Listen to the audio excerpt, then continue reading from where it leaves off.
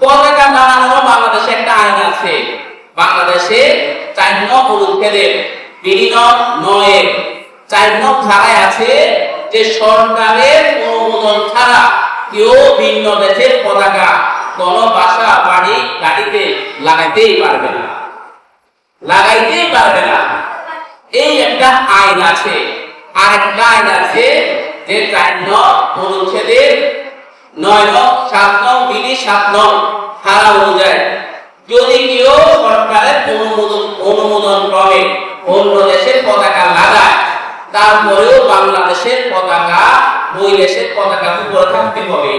এমনি ভাবে বাংলাদেশের পতাকা ওই দেশের পতাকা থেকে বড় হতে হবে। কিন্তু দেখা যায় এই নিয়ে আমাদের আইন মন্ত্রী কিছু করেন না। আমরা এই আইনের কোনো তোয়াক্কা করি না। আর স্বরাষ্ট্রমন্ত্রী যিনি আমাদেরকে আইনের হাইকোর্ট দেন না, তিনিও এই ব্যাপারে চুপ, কোনো কথা বলেন না। নাউজুবিল্লাহ। এজন্য আমাদেরকে দেশীয় আইনও আছে যে পতাকা টানানো, এই পতাকা টানানোকে নিয়ে ব্যানার লাগানোকে নিয়ে দেখা যায় কত মারামারি কাটাকাটি হানাহানি হচ্ছে না, হচ্ছে না।